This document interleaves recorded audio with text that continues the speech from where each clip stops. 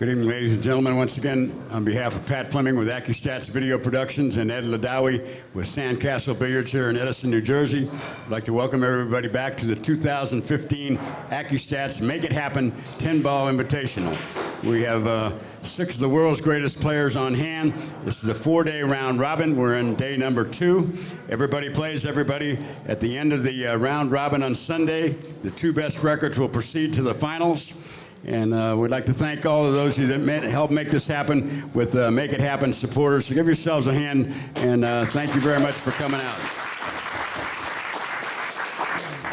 Referee for our first matchup tonight will be Carswell Ranson, and in the booth, Billy Incardona and Danny DiLiberto. Our 2 players, our first gentleman, 4-time U.S. Open 9-ball champion from Sioux Falls, South Dakota. Please welcome back Mr. Shane Van Boening. Shane Van Boening, thank you. And his opponent, former world straight pool champion, former world 9-ball champion, known as the Hitman from Fulda, Germany. Give it up for Thorsten Hohmann. Gentlemen, you may relax in the first break. Good luck. Accu-Stats Video Productions presents from Sandcastle Billiards in Edison, New Jersey, the Make It Happen 10-Ball Invitational. Along with Danny DiLiberto, I'm Bill Incardona, and this will be the evening session of day number 2. We have Shane Van Boening and Thorsten Hohmann. Hohmann's record is 1 win, 1 loss. This will be his 3rd match. Van Boening has played 2 matches and has won them both very, very convincingly. He's breaking the balls as well as he's ever broken them. He's playing, it looks like to me, as well as he's ever played. He's going to be very difficult to beat, Danny. He's playing as well as anyone ever played. I think. Yeah, I believe Hohmann won the lag, and so he's going to open up the balls in game number 1. And actually, it's pretty big just to win the lag, because when Van Boening breaks the balls, he's probably going to average winning at least 2 to 3 games every time he breaks the balls. That's probably what his average is going to be. So anytime he gets to the table, you can count about a 2 or 3 game advantage whenever he reaches the table to break the ball. That's just the way it's been. He's strung 5 and 6 racks already in this table. So Hohmann has to make sure that he keeps the cue ball on the table, out of the pocket, and he hits the 1 ball squarely. Okay, he's pocketed 2 balls, now 3 balls on the break. And he's got a bank. He has a bank cross corner. It's an appealing bank because of the position of the 4. The 4 balls to the right of the cue ball, and that will be the ball that he'll need to play position for. He pocketed the 2 and the 3 on the break, of course, along with the 8. So now if he banks the 1, he'll have just about automatic position on the 4. I believe he's got to go for it.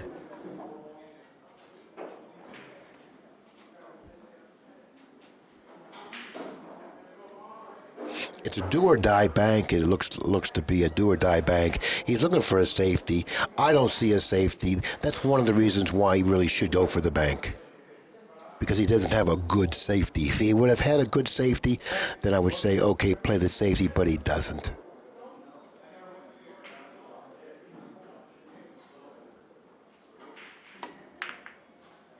He made it. That's the shot. Now that's going to build his confidence a little bit. Plus, it's probably going to put a bead on his side of the scoreboard. Now, he would like to draw the cue ball back to where it is now for position for the 5. That would be probably the ideal position, or even further back where he could cut it to his right and go cross table for the 6. No, he's ended up on the wrong side of the table. And the reason he's on the wrong side of the table is because the 6 ball is on the side of the table where he's going to pocket the 5. For him to regain a position on the 6, he's going to have to go cross table.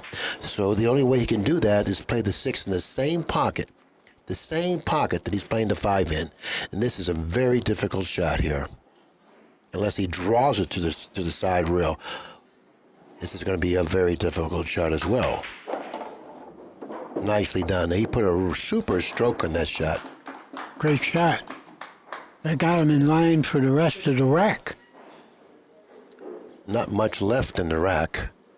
Now he can't get careless here. He's got to pocket the 6. The 7's positioned in front of the side. Yeah, it's very important for him to make sure that he finishes this run in game number 1.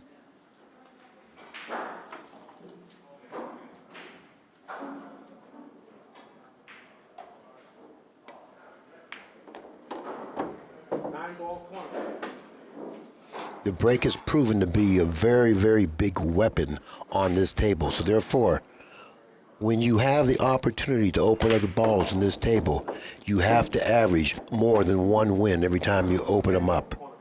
You have to put 2 and 3 racks together because the table has been giving up balls on the break. Mr. Hohmann was that. Also, if you don't do that, your opponent's going to. He leads the match 1 game to none.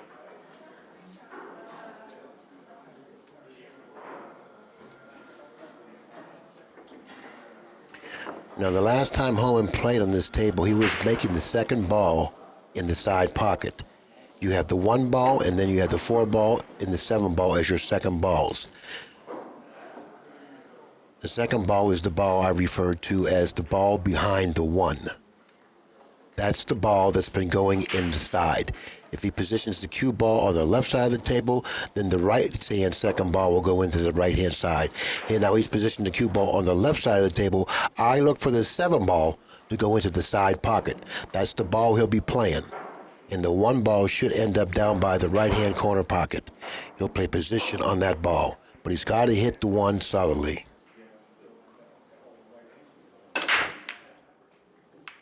Well, he wasn't able to pocket the 7 in the side, but a 1 in the corner, and he's ended up with a shot on the 1. It looks like all the balls are fairly open here. Well, if anything, the 4 could be a trick. Unless he wants to bank the ball. Okay. He can possibly bank the 4. Now, the 5 ball is positioned near the lower right-hand corner. So if he ends up with an angle to bank the 4, it has to be an angle conducive to dropping for the 5.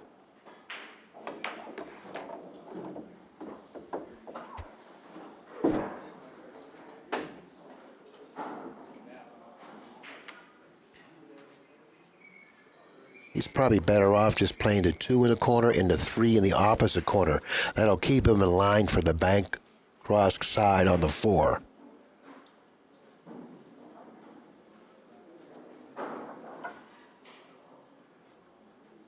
Just pocket the 2, draw the cue ball back maybe 6 inches and play the 3 in the other corner. He's going for the side. No. Oh, that's okay, as long as he's able to maintain the angle that he needs for the bank on the 4 cross side. But keep in mind, he also needs the angle off the 4 ball bank cross side to get onto the 5 ball. Now he's looking to do something differently here. He's looking to maybe draw the cue ball in back of the 4. Well, what's good about that shot, if he doesn't get where he needs to get, he can probably play some sort of a safety.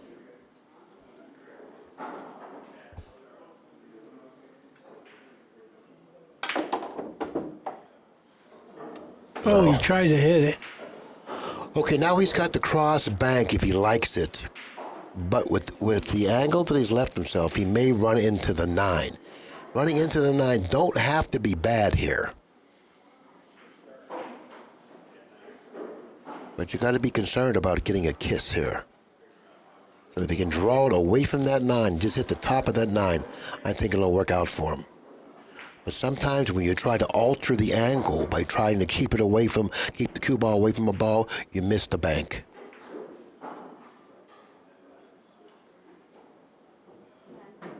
Yeah, he's not sure what he wants to do. It's not an easy bank because of the problems he has with the cue ball. He doesn't want to hit the 9 full in the face here because he'll lose his market on playing shape on the 5.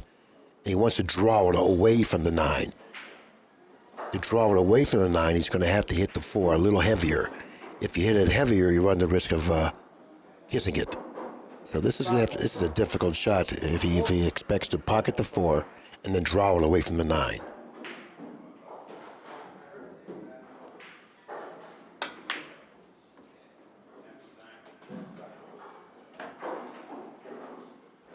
Well, he wasn't able to put the bank down. I don't think he's left Van Boening much to shoot at here. I don't believe Van Boening can cut the 4 in. Maybe he can. From my vantage point, it's hard to determine that.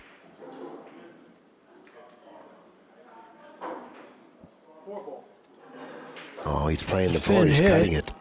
It looks like it is a very thin hit from here. Let's see how well he does.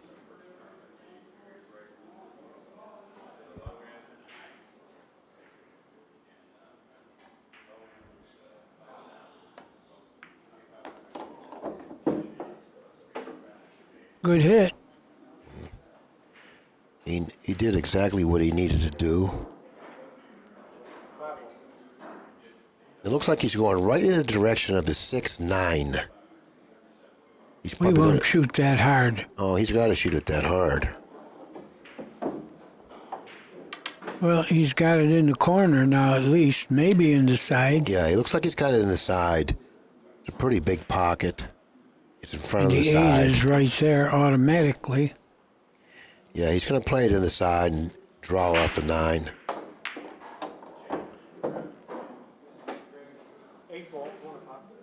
No problems here. Now he's in control of the table. He's got a nice shot to go 2 cushions. Maybe a little bit too long. He should have played that shot shorter. So therefore, that's really an unusual error by Van Boening, at least considering how he's been playing in this tournament up to this point. He hasn't made many unforced errors, but he made one there. He's playing the 9 in the side. Pretty small pocket. Let's take a look at it. I got a perfect angle to see how well he hits it.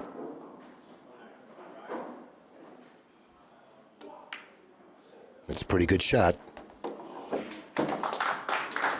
Yeah, he didn't get in line. He would like to smack it in cross-side. It looks like he's laying straight in on this bank cross-side. Pretty tempting. No, it's a little wide. Pretty tempting. Yeah, he's shooting it, but he's going to have to stiffen it a little. No, he's looking to go up to the corner. He's cutting it in the corner. Now he's taking a look at that. He's going to feel that shot. If he doesn't like it, he'll go cross-side. If he goes cross-side with the 10, what he's going to do for sure is position the cue ball on the rail in the event that he misses the cross-side bank. Now he says, you know what? I can see the 10 well enough. Cut it in the corner. I think I'm a favorite to make this shot. Let's see if he's right.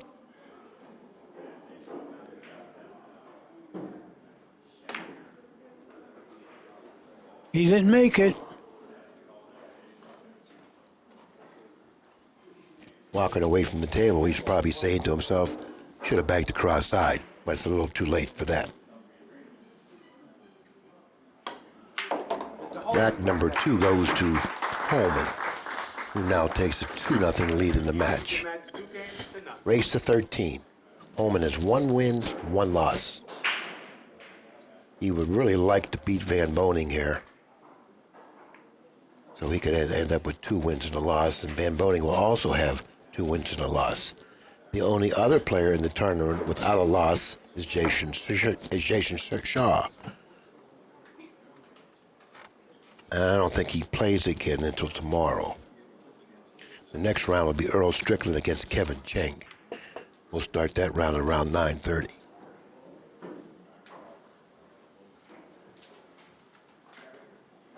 Once again, The 8 ball is the ball that's the second ball behind the 1. And that's the ball that's been going in the side. Now, the last time he broke the balls, that second ball didn't go anywhere near the side. Maybe he has to make an adjustment to get the action that he needs to get on that second ball. Let's see how well he hits this.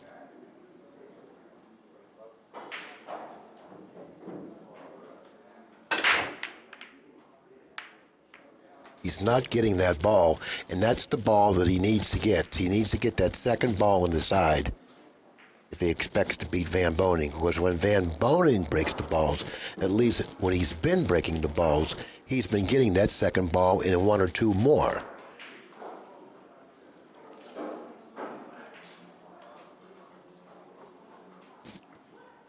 Now, he may not get it today. We'll soon find out whenever he has the opportunity to break the balls. But even if he doesn't get that second ball, he'll probably get another ball or 2 because he does have the best 10-ball break in the world. No question about that.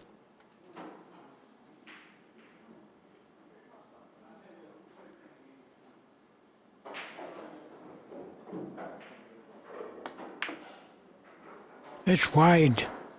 He played the hook, Danny. He's safe, though. Yeah, he played the hook all the way there.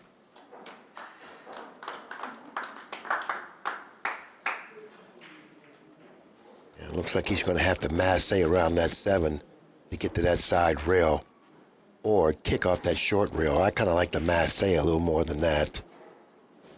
I think it gives him a better chance of pocketing the 1. He's got a tough hit, no matter which way he does it. Right.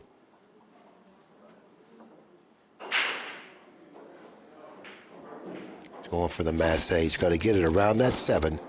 He's got to hit on the other side of the side pocket. Like that. He's got a chance to pocket the 1 there. And he also has a chance of getting safe with a little spin. And he did that. Well, he earned that. A lot of people may think he got lucky there. Well, you know what? He did get kind of lucky, but he earned that. It's like you say, you got to have enough ability to get lucky. Excellent hit. Well, his reward for that hit was to leave Hohmann a semi-tough shot on the 1. Now Hohmann's got to do his job and put down the 1. The 2 balls positioned near center table with the 3 next to it. Now with this shot, he can't afford to go straight across table. He's got to go back on the other side of the side with the cue ball. Well, he went cross table. That's why I thought he couldn't afford it, because he was going to run into a ball. But he shot the shot that gave him the best chance of pocketing the ball. I can't argue with that. If he would have applied a little spin on the cue ball to get to the other side of the side, he may have missed the shot. Could he cut this in the side? He can cut it into the side. It requires a pretty thin hit. Yes.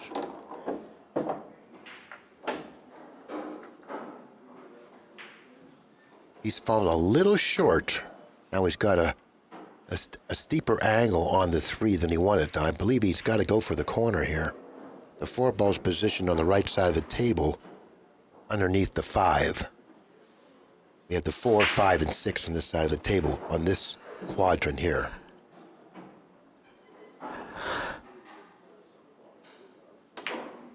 Let's take a look at his cue ball, see how well he hit this. Pretty good. That's a pull shot there.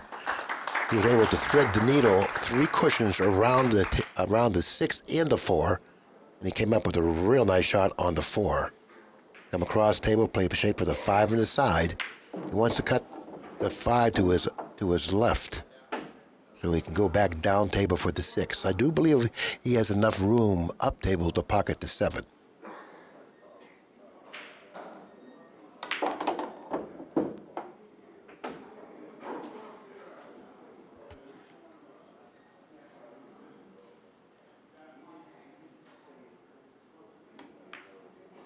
Van Boening looked unbeatable in his first 2 matches.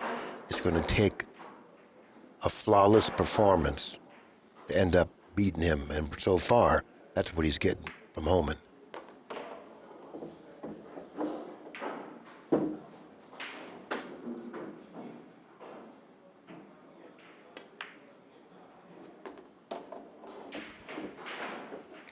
This is rack number 3. Keep in mind, race to 13.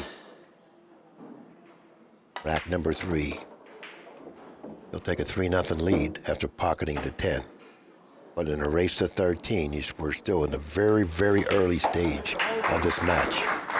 A lot of time left. And Van Boening, when he starts winning, he wins like, 3 and 4 games at a clip.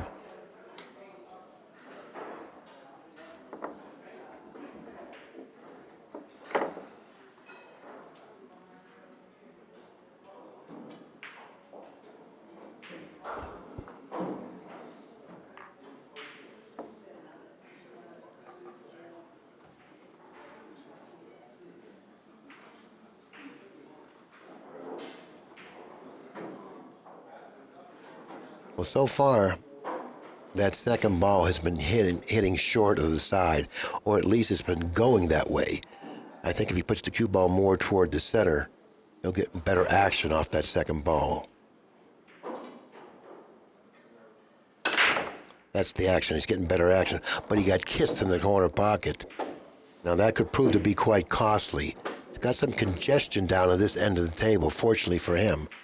The 2 ball is positioned on the left side of the table. The 3 up table, that's where all the congestion is, the 3, 7, and 4. He's trying to determine whether or not he can make that 3-4 combination, where he needs to be in order to play that 3-4 combination.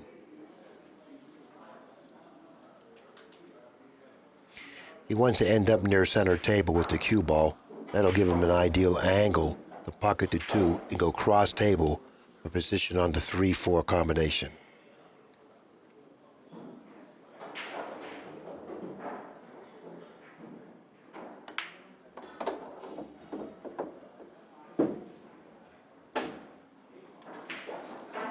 He's going to take another look at where he needs to be. He's pointing his stick on the table exactly where he would like to go with the cue ball.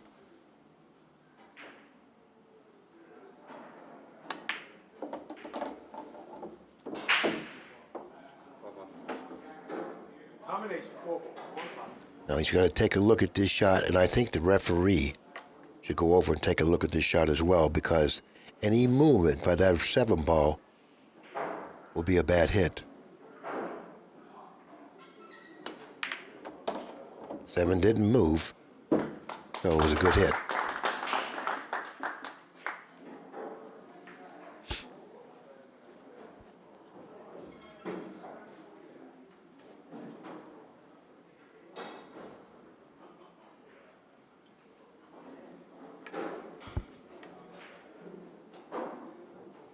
Looks like he's going right into the 5, playing the 3 in the side.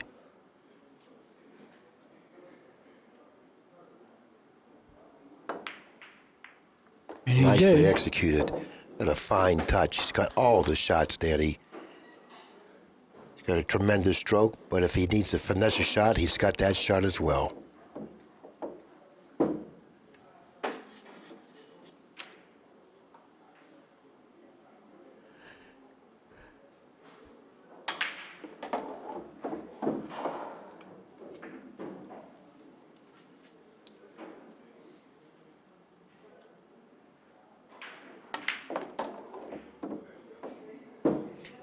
Such a beautiful player to watch play. He's got excellent control of the cue ball, not only in terms of the direction it goes, but also the speed of the cue ball.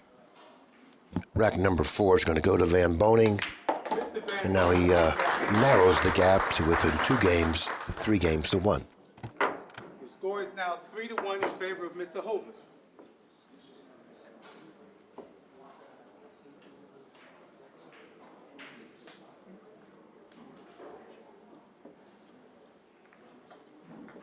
Well, you really got to sweat now if you're a Hohmann, because this guy is breaking them out of sight. How many games will it cost you, Thorsten?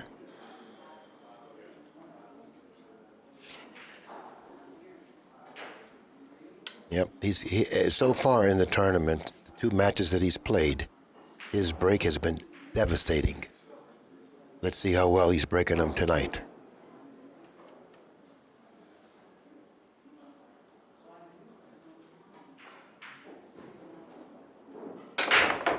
There's the 4 on the side. That's the action that he needs. He's gotten it again. So therefore, since that second ball went in the side, Hohmann is in deep trouble here. Because if Hohmann can't make that second ball on the side, Van Boening did. I know, he and got kissed down table. He's breaking them from the same spot also, but it has to do with where you're hitting the cue ball too. It most likely has to do with quite a few things because he's mastered that break, and he's making that second ball on the side with regularity. And with the velocity that he puts into the break and the type of action he gets off the break, you know he's going to get at least one ball and most likely 2 and 3 balls on the break. He got kissed down table. Had he not got kissed down table, he would have been up table with a better shot on the 2. Yesterday he made 4 in one game and 5 the next. That's rare in 10 ball. Yeah, and this is a tricky situation. He's looking to bank the 2 underneath him, but most importantly, he wants to control the cue ball behind the 4, 5, and 6 here. See the stroke that he used? That's what he wanted to do. He wanted to control the cue ball, and in doing so, he hit the shot too heavily and too slow, or I should say soft. Hohmann steps to the table. He doesn't have a pocket on the 2, but I do believe he can see it. Yeah, he definitely can see it. But what does he do with it?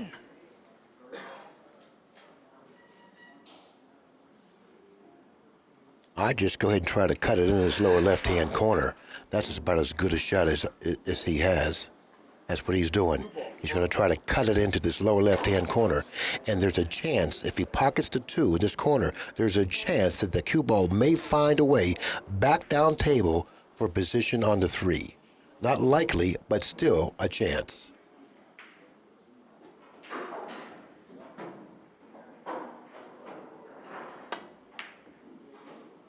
What a hit. Wow, that's a pull shot. He made a nice pull shot there. He sure did. He hit it perfectly.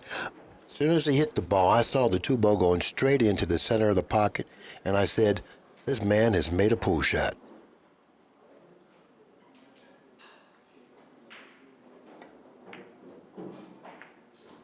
Oh.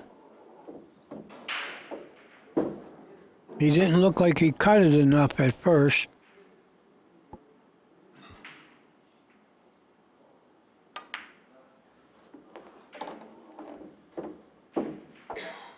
It's fallen a little short of the mark.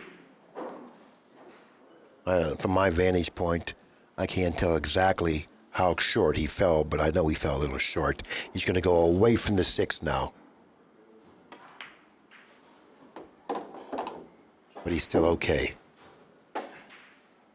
The 8 ball's positioned close to the side, like the 6, which sort of like simplifies this layout.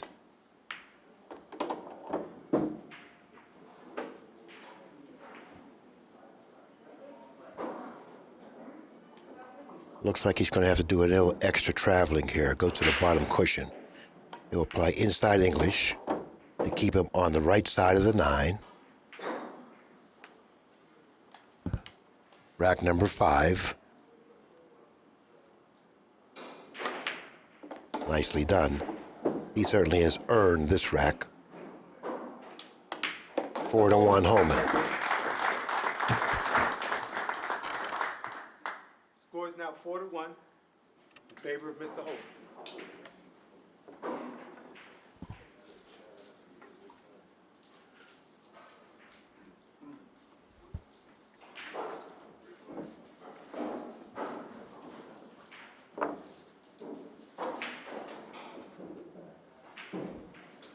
Let's see that cut that on the 2. That was a great shot.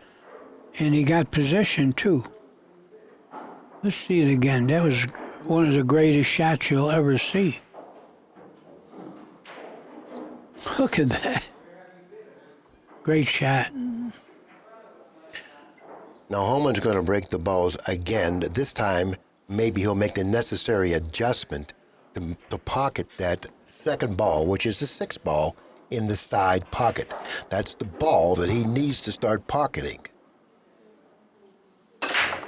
No, it was going that way, but it wasn't going in. No, it was going short. But I don't know what it is that Van Boning's doing differently, because he just hit the ball from the same spot that Van Boning's hitting it. And that's But, why you have to pay particularly close attention to Van Boning when he breaks the balls. You have to go to school off of Van Boning's break to find out what he's doing differently. Well, it definitely has to do with where he's hitting the cue ball. That's the only other thing it could be.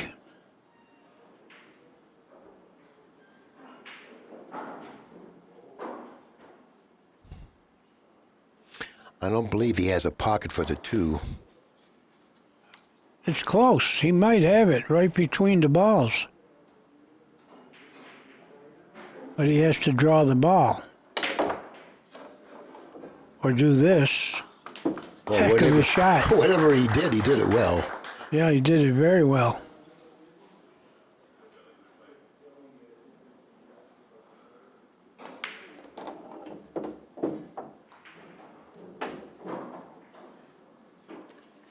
I think he would have liked to got a little fuller. No, he's fine. But notice how he keeps the correct angle all the time. We'll go cross table twice here. You know, he knows on what side of the ball he needs to stay on. And he keeps pretty much the right angle to simplify the run out.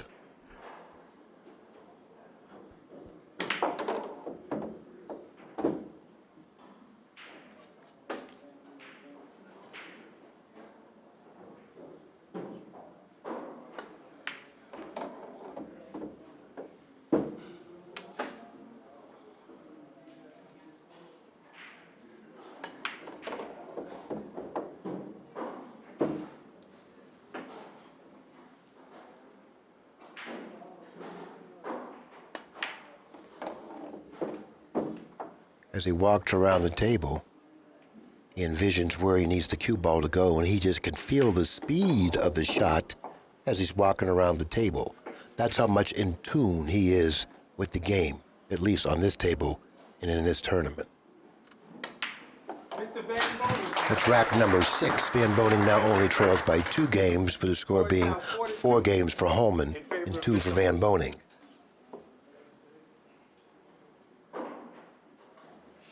The last time he broke the balls, he got a tough kiss and ended up down this end of the table, so he wasn't able to sustain his run. This time, if he doesn't get the kiss, he's going to probably pocket that 5 ball in the side and end up with some sort of a shot either on the 1 or the 2.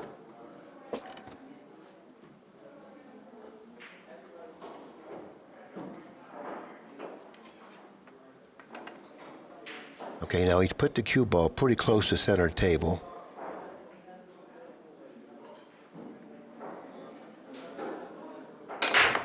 And see how the cue ball goes straight back? He's hitting the 1 ball square in the face. It's amazing. That 5 ball went in the side. Rack That's the after ball. rack. That's his pay ball, that second ball. He plays to get that second ball in the side. He's probably averaging 80, 90%, close to 90% on pocketing that second ball on the side. Now he's got to get the cue ball back here, but most importantly, he's got to get it off that side rail.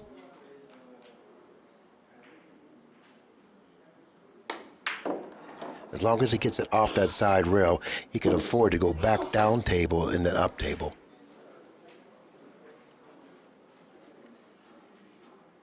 He'll have the ability to do that.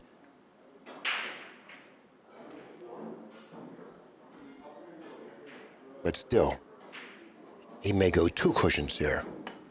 Like this. He hit the point. He hit the point. He's not going to like this.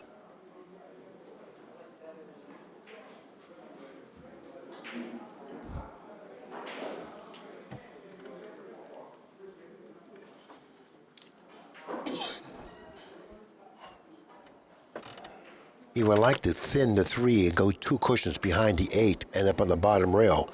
But the problem with that shot is that the speed of the shot doesn't lay right because he's going to get maybe too much movement from the 3. So he can't afford to put the 3 in a pocketable position, so he may not shoot that shot.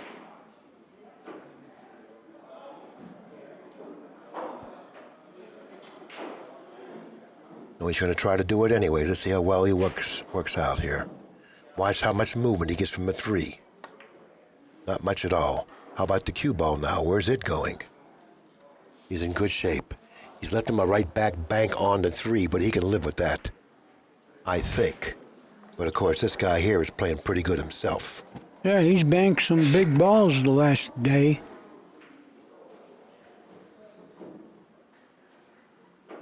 I think he's going to go with the bank here. He's been banking balls extremely well. He's got a nice angle. Yeah.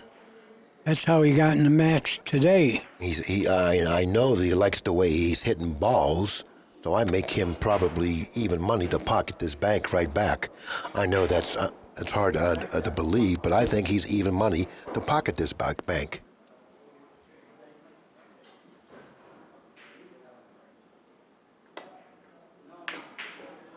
And he did it. He sure did, because this cat's playing pretty good himself. He sure is. He's made some big banks today. Now he's got to stay focused here. Stay down on this shot. The cue ball's very close to the cushion. He's got to stay down on the shot. He missed it. But he jumped up, like you said. Don't do it. He did it. Amazing. He made the big shot to spring him in this game. Then he missed the 7. Yeah. I mean, the 10. And he had to keep it together there, because when you make a big shot like that, you know that adrenaline starts coming. And sometimes you just like over amp. He had to stay down on that shot. It was important. He wasn't able to put the ball down, but he's still playing awfully well.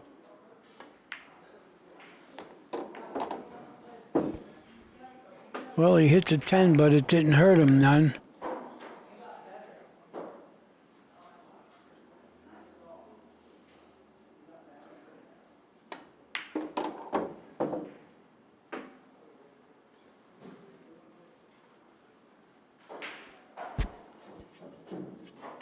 Yeah, he makes the game look too easy.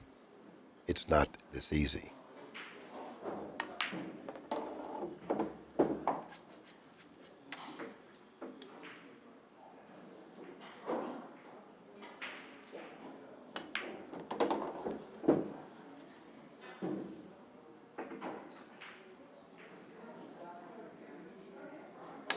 Mr. Van Boening wins that After 7 games, the match is as close as it can be. 4-3, Hohmann. game. Mr. Hohmann.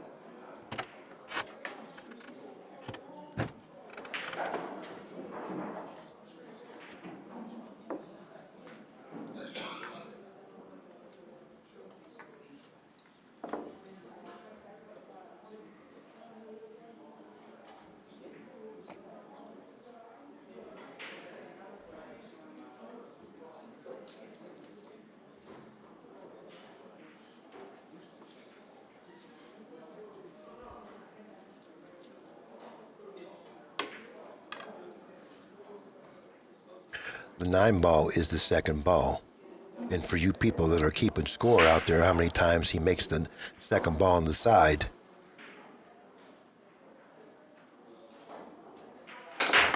Mark another one up, but he wasn't able to keep the cue ball on the table. One of the rare times Van Boening has not kept the cue ball on the table. Hohmann has an unexpected opportunity that he must make good with here.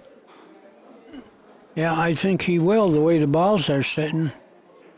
They're all out in the open.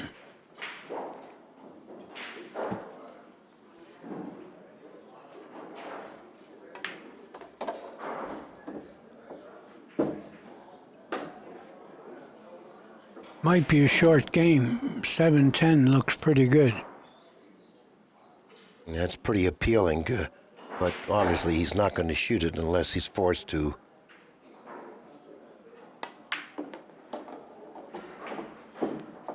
But definitely an option.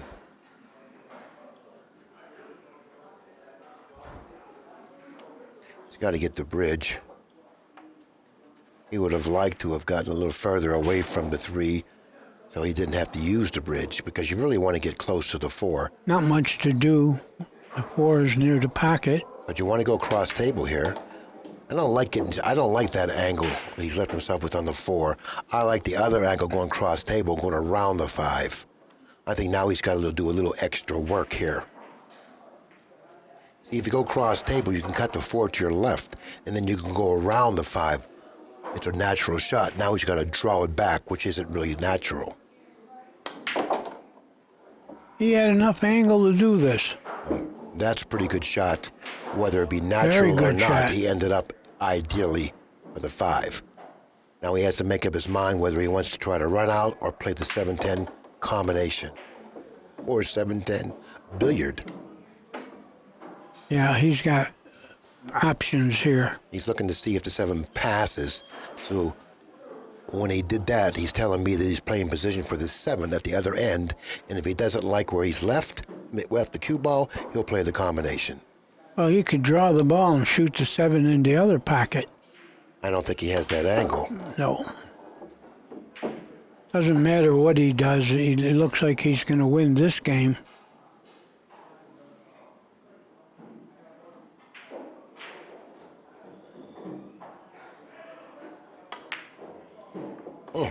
He needed the entire barely pocket made there. that. This is game number 8.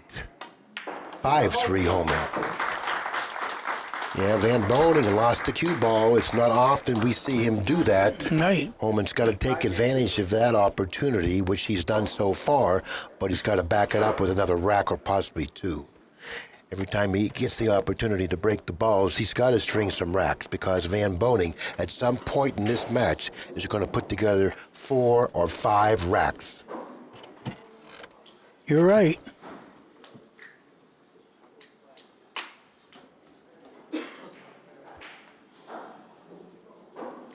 Van Boening has been positioning the cue ball fairly close to center table, a little further to the right. At least that's for but he's got to hit the 1 ball more in the face, fuller, to get the action on the 2nd ball that he needs. He's not getting the action on that ball. He made the 10 on the break, so that's a game winner.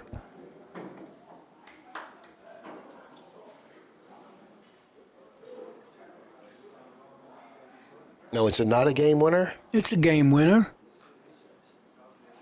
What rules are they playing under here? Are you saying that if you make the 10 in either of the front corners, it's not a game winner? It is a game winner. It is. I mean, all day it's been a game winner. So on break, we win the game.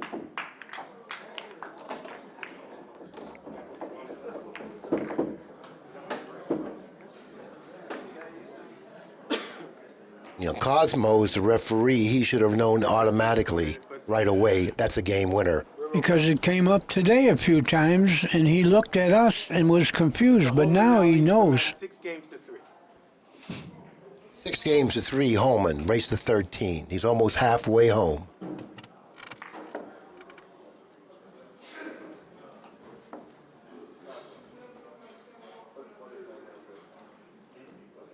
Well, Van Boning's scratch on the break has cost him 1 game.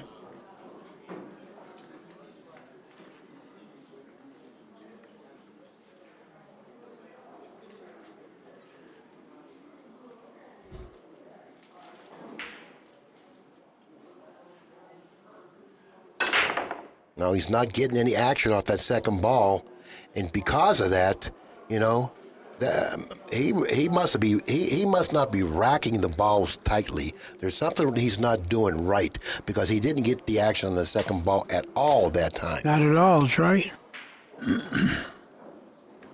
Now Van Boening steps to the table with the urgency to respond because he's fallen behind by 3 games. This is the first time in this tournament that Van Boening's been behind that far.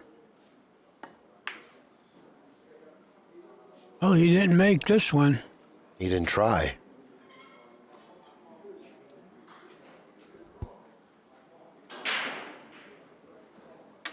He did a pretty good job positioning that cue ball, I do believe, unless Hohmann could massay it around. But even if he can, I don't like his chances of walking away from the table in any kind of decent shape.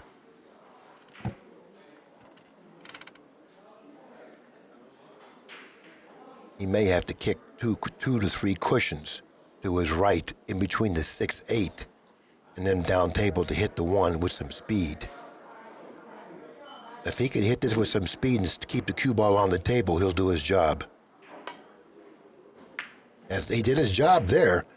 Oh, he really got a bad kiss. Yeah, he did. He really got a bad kiss there.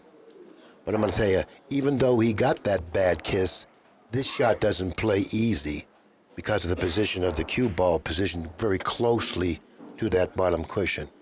I don't know if the 2 passes the 4 into the other corner. I doubt it. He may just roll it in and play safe off the 2, or play the 2 in the side if he has that pocket. Wow, he followed it in. Now he's giving Hohmann ball in hand. Boy, that's amazing. Hohmann has a 6-3 lead, and he's got ball in hand. Well, no, he's really been given some opportunities here against Van Boening, and he has to take advantage of them. So far, he has taken advantage of all of them, but he's got to keep it up. He cannot get weak, and he cannot falter, because if he does, that guy's going to jump right on him. He's a little bit in shock. He's mumbling to himself. Well, this is the first time he's fallen behind like this. And he's scratched on the break, and he's scratched behind a ball now. It's going to get worse, too. He's going to put the 2 by the 10 here. Nope, he played the 2 on the side. I thought he was going to put the 2 by the 10 and hook him behind the 4. Well, he didn't get real good here. Yeah, he's got pretty flat on this 3. I do believe he has an angle, but the angle that he has suggests to me that he's going toward the 7. That's not good. That's not good. He really wanted to get down the table further than that, so after pocketing the 3, he wouldn't be around the 7 or the 5. He would go forward. But the angle that he's left himself with suggests that, I'm going toward the 7 with the cue ball. He can't afford to have that happen. Unless he digs down and swings 2 cushions around the 5. Or unless No, I think he can go forward 2 rails. Missed the 7. Oh, he went straight up. That was a good hit. Yeah, but that was an excellent shot. He didn't get really rewarded much. Well, but that was an excellent shot.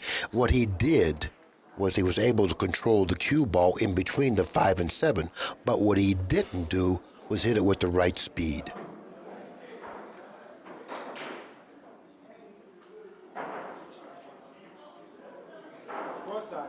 He likes the bank because of the position of the 5 ball. If he's able to put the 4 down, the 5 ball's in front of the pocket. So therefore, he likes that end of it. Now he's got to think about what happens if he misses the 4. If he misses the 4, he wants the cue ball to end up close to the cushion. That'll give him a little better chance of surviving in the event that he does miss the bank. Or he'll play all out safe. He's going for the safe behind the 8. And he's getting it. Big shot. Yeah, good shot. Van Boening is going to hit the 4, because if he doesn't, he's going to leave Hohmann a 4-10 combination. Yeah, but I imagine he'll hit it. It's hard to hit the 4 from underneath because he may run the risk of going into the 10. I think he's got to go straight at it. And he went straight at it because he couldn't run the risk of hitting it underneath. Because if he didn't hit it underneath, he may have hit the 10 first.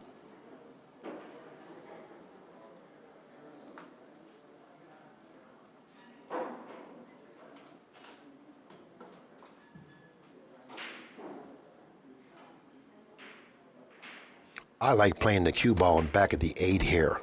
Forget about what happens to the pink 4. You're going to cut the 4 in between the 5 and the 9. Now, if he can make the combination, that would be the shot of choice. But that looks to me like a pretty tough combination. But the advantages of playing the combination is this, is that if he is able to put the 5 down, there's a chance that he could pocket the 10 as well. Well, I think he'll have a combination on the 10 if he makes this. No, he's going to hit it too hard for that. He's going to have to try to hit it, make the 5, and No, possibly that the ball's 10 going to too. glance. He doesn't have to hit it hard. See? He made the ball. Yeah.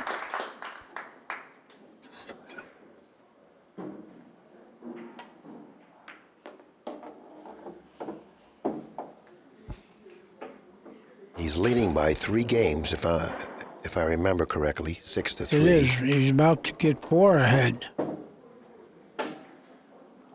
Just got to get an angle on the 9 to get to the 10. Yeah, well, that shouldn't be hard.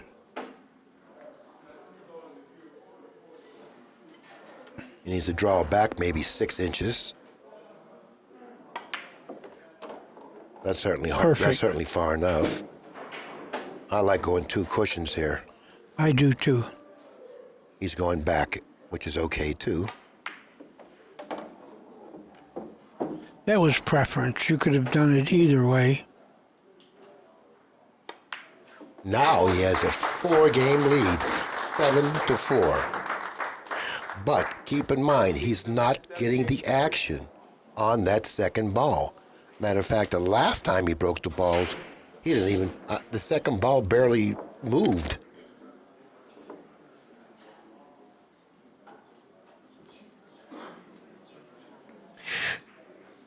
And if you think that this 4-game lead is enough, you're mistaken.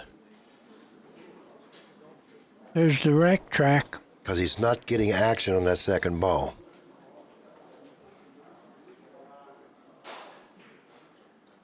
The second ball is the 8 ball.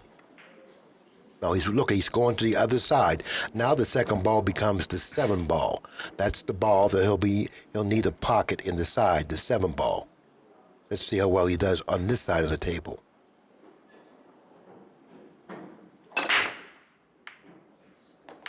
Well, he wasn't able to put the 7 down, but he did manage to put another one down.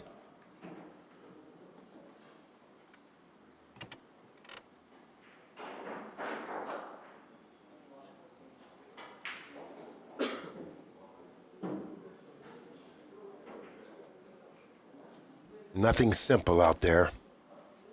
He doesn't have a simple offensive shot, and he doesn't have a simple safety. So Well, therefore, he's got a billiard, but where's the 1 going to be? he's banking the 1. He says, well, if I bank the 1 and happen to make it, the 2 is right there. I'll draw the cue ball a little bit behind the 7-3 in hopes that if I miss the 1, I'll end up with a hook like this. Okay, but he made the bank. Like I said before, he's banking really well. He is. Now what do you do with the 3? Another bank? He can draw it and play the 3 in the side, but that requires a real good hit. This shot is going to be a difficult shot to execute, but if he can get back for the 3 in the side, he'll have made a nice pull shot, which he's done. Yeah, he's got it. He got perfect.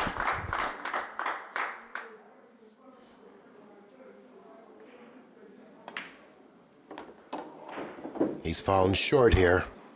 And he couldn't afford really to fall too short on this shot. Now he has to contend with the 6 and the 9 possibly. No, maybe he can hit the end rail after pocketing the 4. Yeah, if he could hit the end rail, Center he'll do left. that. But I don't know if he can do that then. He may have to go around the balls there. And there's no guarantee he's going to do it. Well, he did hit the end rail. Watch. He hit it with some bad speed. He's not going to like this. Nope, he's not He's going to safe. like it.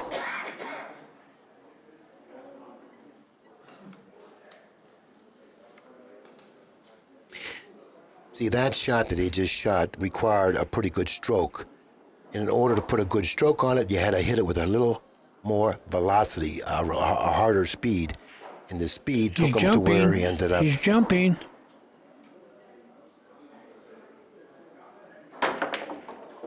And making Wow, excellent shot. Was he going to get rewarded? it. Nope. Nope.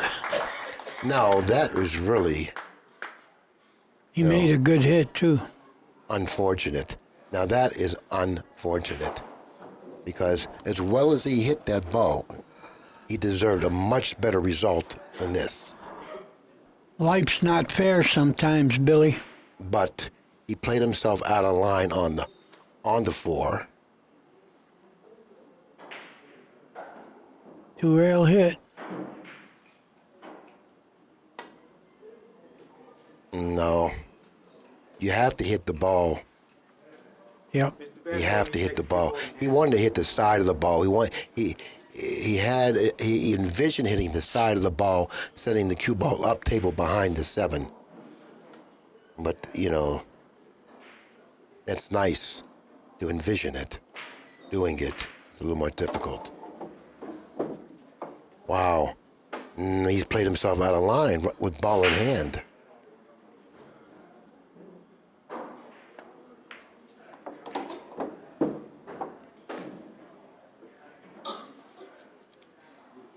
He doesn't look real smooth right now.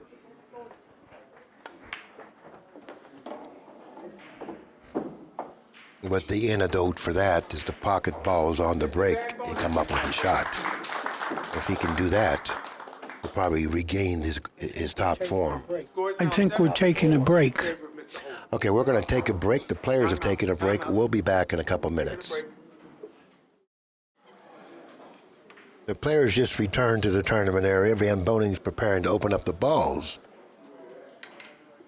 I believe this is game number 12.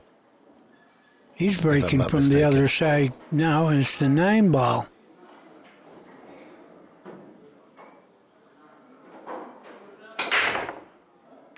Oh, the 9 almost went, but almost doesn't count. He made a few balls. Doesn't have much of a shot on the 1. Yeah, well, the problem here isn't really a shot on the 1. He does have a decent shot on the 1, but no potential to break loose the 3 from the 4. And I don't believe he can pocket the 3. He may play a safe off the 1.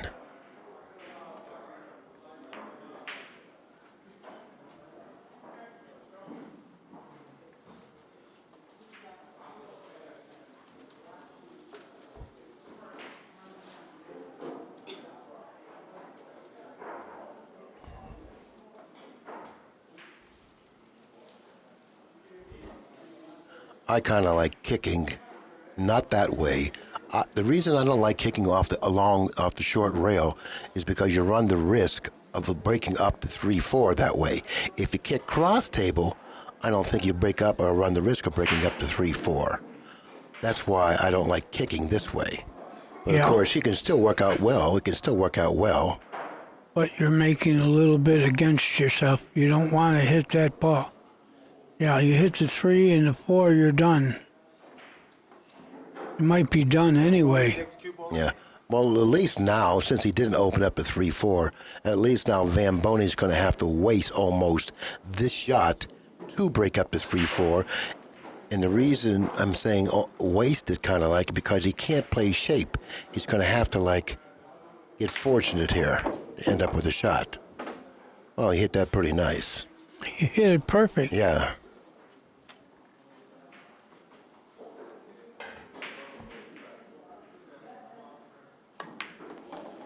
He's got a 63 or a 64-inch cue. Without that length of the cue, he would have never been able to reach that shot. That cue is an additional 6 inches longer than a regulation cue, which enables him to reach a lot more shots. So therefore, if you can develop the feel to play with a longer cue, it certainly has its advantages. Strickland plays with one. Another top player that plays with one his name is Larry Neville.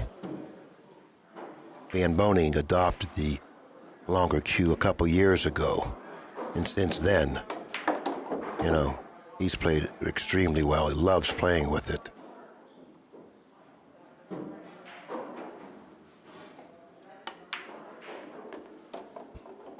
Well, he trickled one in, but the speed did that. This will bring him to 2 games of the lead, 7-5.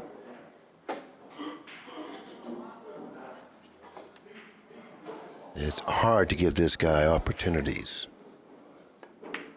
because of how powerful and explosive a player he is. The score is now 7-5 in favor of Mr. Hohmann.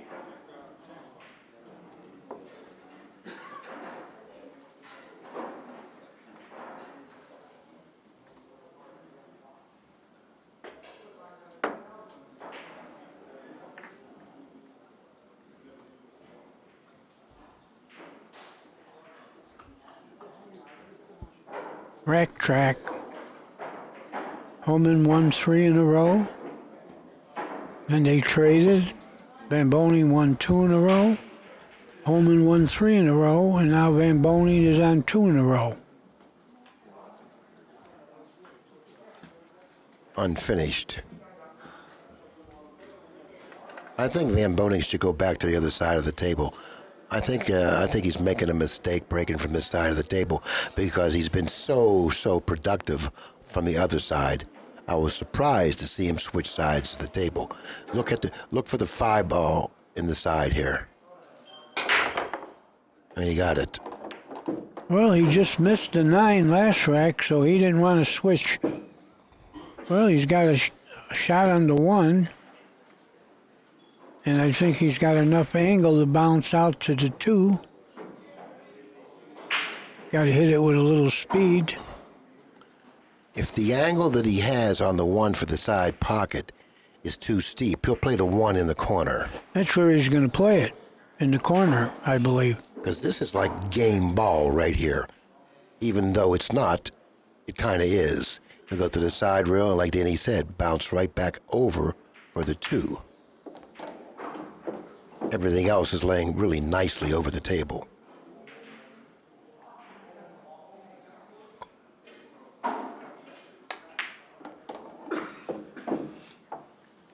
This is what I was referring to when I said that looks like Van Boening isn't really playing as smoothly now as he was earlier. But of course, the antidote for that is making balls on the break and coming up with a shot, which he's done. Now he'll get back in rhythm because he'll be at the table running balls, regaining that touch and feel for the table. He's only going to be 1 game behind if he gets out here. And it sure looks like he will.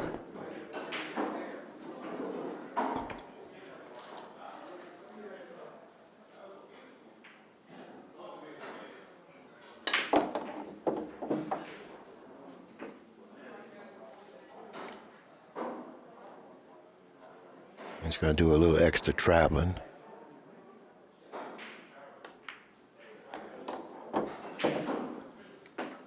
And now you can see he's starting to get back that good touch and feel.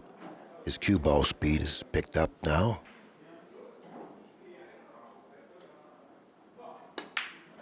And you don't want to see him getting good stroke because he's going to get balls on the break. He's going to be productive off the break.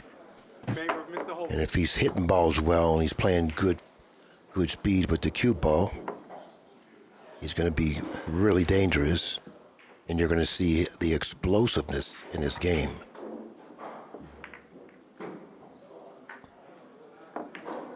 You know, that's good for the spectators, but bad for Hohmann.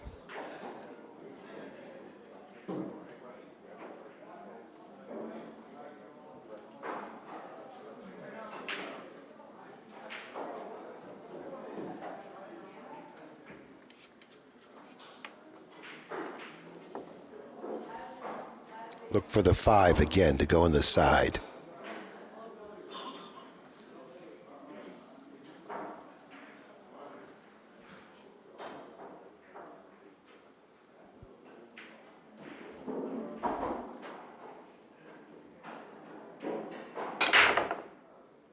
That was the 4, my mistake. He got the 8. He's got a shot on the 1. That's why it didn't go, because you called the wrong ball. Well, look at the layout he has here. I don't even believe he can push from here. How's he going to push from here? I've never seen anything like this. Well, he can push, I would say, tie the 7 up behind the 2. I don't know if he can and hit then it. have a kick. You know, Might not be able to, but get himself a better kick. Right now, you would love to have a good kick. Yeah, look at that. So, whatever you do, tie a ball up if you could, Right. and then take the kick. Kick Yeah. looks like a hit now. What a predicament this is. That's what Jimmy Durante used to say.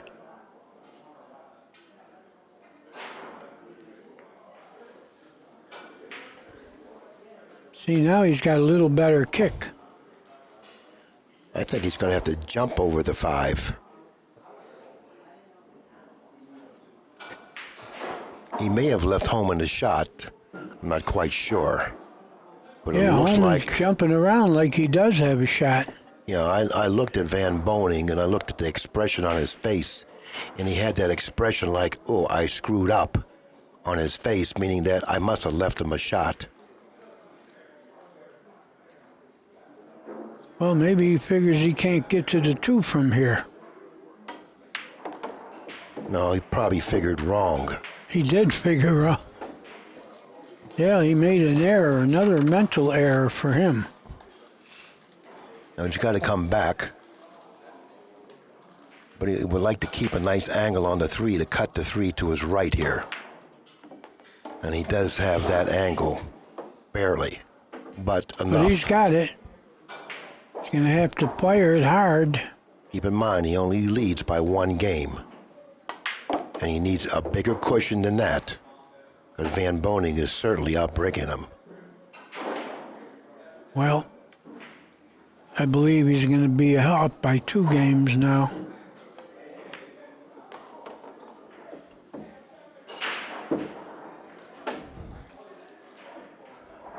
We got a road map here, Billy.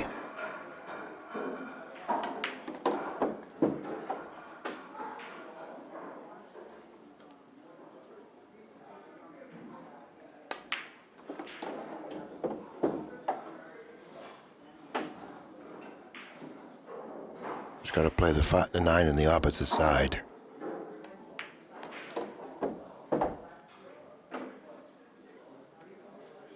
He got perfect. Yeah, no need to play position if you already have it. That's what Buddy Hall says. And that's what Eddie Taylor told him. He said, buddy, no need for you to try to play position if you already have it. Makes sense. It surely does. Wow, 2 games now. Like I said, he's going to need a bigger cushion than 1 game because Van Boening happens to be outbreaking him.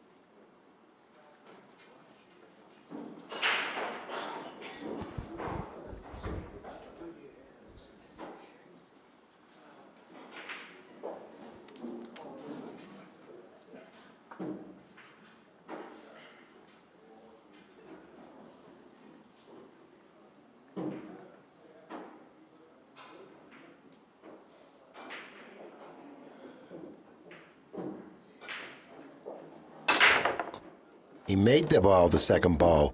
And That's the action that he needs to get. Yeah. He got it there, but But he he doesn't doesn't have have a a shot shot. on the 1.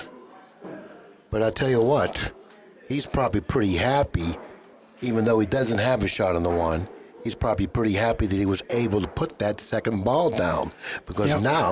now he says, well, I have a chance now. As long as I can make that second ball, I'll end up with enough shots to win, because I got a 2-game cushion. he feels like he can win now. Yeah, if he can make that second ball, he's got a legitimate shot to win, because he certainly has the play to back it up. Well, I think the 3-5 is dead in the side, so far. It sure he's looks going like to it. play safe. This is a risky shot to shoot right here. This safety doesn't play simple. Oh, he hit that one ball very nicely. Watch the cue ball. Watch the cue ball. And he did. Now he's left Van Boening a very thin cut on the one. It's a type of a shot that he figures to hit reasonably well, even considering the distance of the shot. He's got to hit the paint, Billy. Yeah, well, he can hit the paint because he hits the cue ball so well. And, you know, he's so in tune with everything that his accuracy is uncanny.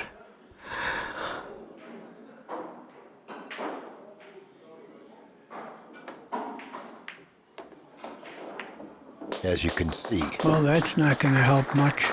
That's why when I said that Hohmann is shooting a dangerous shot, because he had a problem controlling the speed of the one ball. He opted to shoot a safety that required perfect speed on the one ball for it to be effective. Is he wasn't going to able to bank do this it. cross-side or cut it in? Well, he may try to put the cue ball in between the 8-9. That's what he did. Good shot. Tough hit here.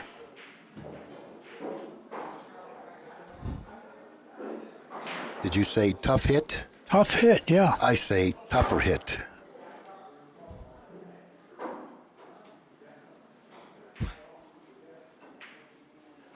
Cosmo's got to take a real good look at this one because this is going to be questionable if it's close. The 2 ball is underneath the 5, and the 5 is in front of the 2. So therefore, this is going to be a tough hit. He's going to hit the 5, call. Billy. He's going to hit the 5. That's a tough call. That's a tough call. That's a tough call. He hit the 5. That's a tough call. That was so close. Yeah, but he hit the 5. I don't know. That was close. That was real close. You know, but one thing he did good, he called it right away. I like what he did there. Whether it was right or wrong, he called it right away. Well, I thought I saw it right away. Maybe we could see a replay of it. I'd like to see it again one more time in slow motion. But I like what Cosmo did. He did his job. Yeah, it's not a good idea because if it was wrong, everything is wrong. I thought it was a bad hit. And honestly, I couldn't tell you. I didn't see it that well, but I know it was close. But you're an old man. Well, one of us got to be old.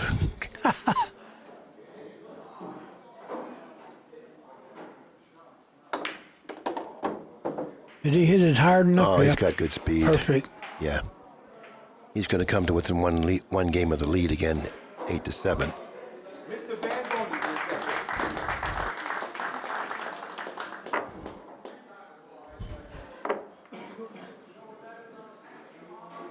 Mr. Hohmann leads the match 8-7.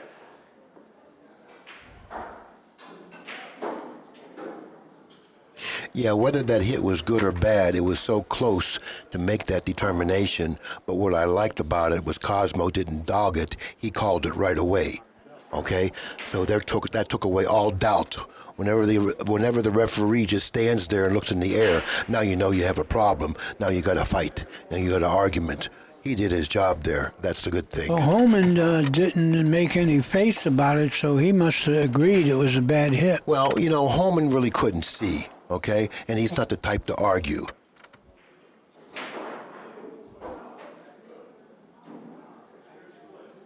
Hohmann's a class guy all the way, on the table and off.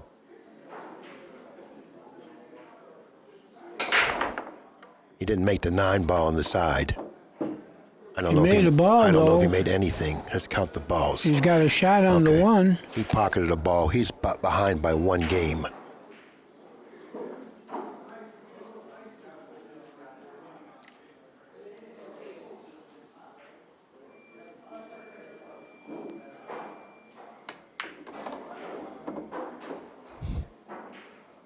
I was just informed, now keep this in mind, I was just informed that when Hohmann made the hit, The referee, Cosmo, called it good, and Hohmann said, no, it was bad.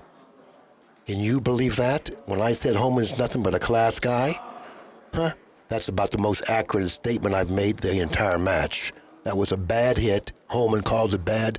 Cosmo calls it good. Unbelievable.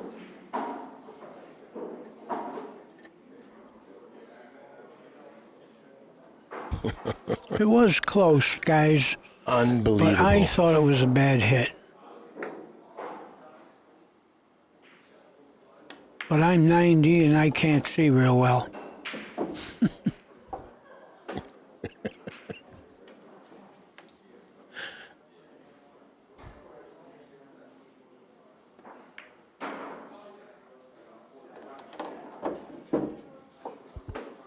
Well, he could have got a little better here. This is a pretty thin hit, especially to control it to the This has been a 7th. great match, Danny. This has been a great match here.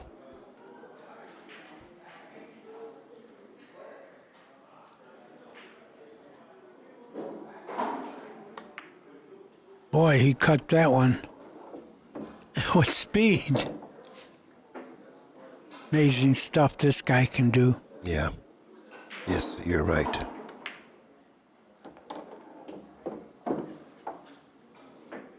And it's not an accident he keeps getting the right angle to go from ball to ball. Yeah. And the balls keep going in the pocket. And that requires not only accurate hits, but also precise angles to get to the next ball, and then to the next ball, and then to the next ball. This is game 16. We're all tied up, 8 games apiece. It's now a race to 5. The people are loving it. He ties the match at 8. 8 games apiece.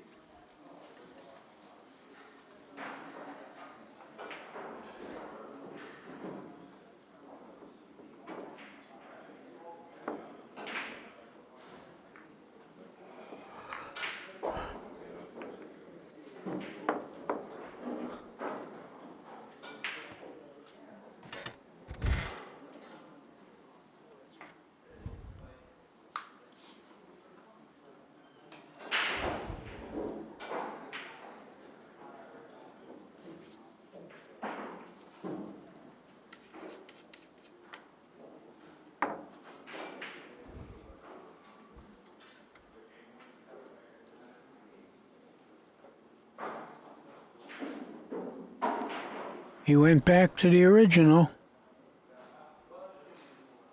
I don't blame him, because he got the 4 on the side. And the one in the cope. Oh, he got a real bad kiss on the 1, but he's got a billiard on the 4.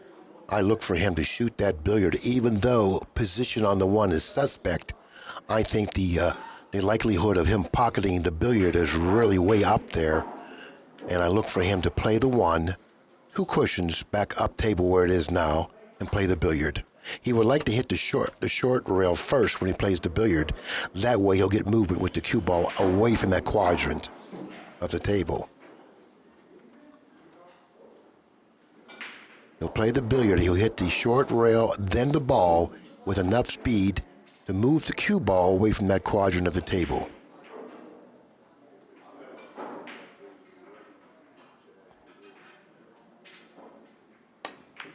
He cut it in. Well, He's got another cut. he really didn't get No, rewarded. he doesn't have it. Oh, he has a cut. He has a cut. There's no question. He does have a cut. And like I mentioned, as well as he hits balls, I don't believe this type of a shot presents a huge problem. Of course, it's a problem, but it's not a huge problem because he shoots so accurately.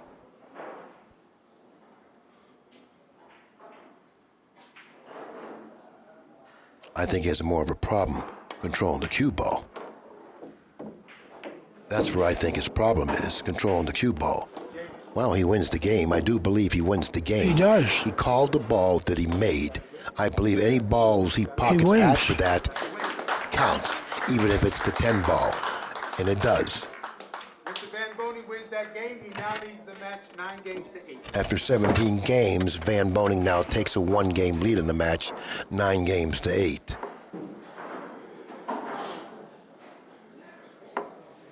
The only contract that he has to fulfill is to make the ball that he calls. If he makes the ball that he calls, all other balls made on that shot stay down. Billy, I called that earlier today. Same thing. As long as you make the ball you called, anything else counts, including the 10.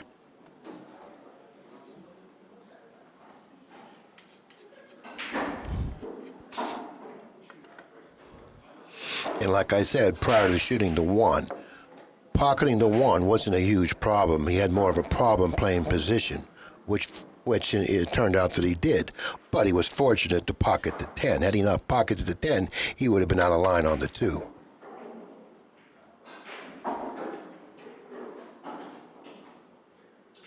Nine in the side. He's getting that ball. This is going to be a short match from here on out. How many games in a row has he won now?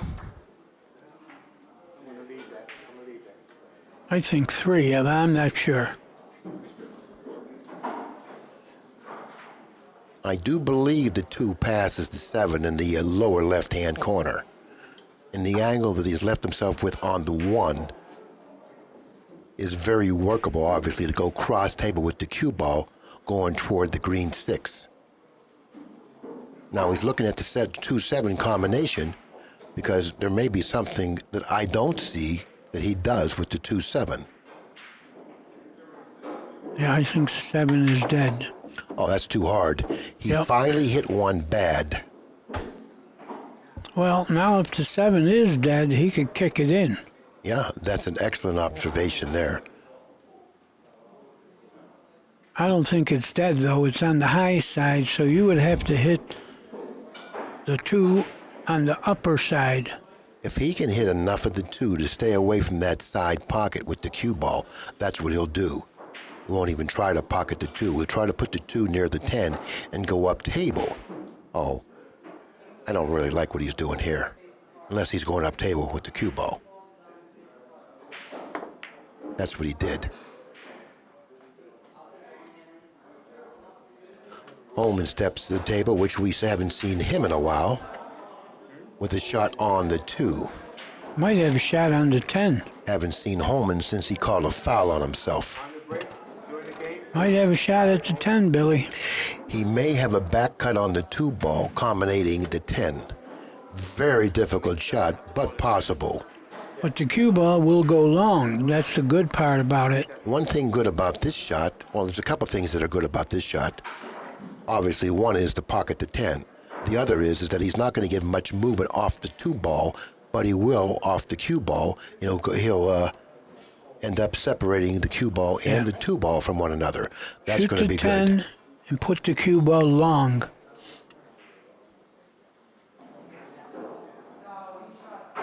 Yeah, you're going to put the cue.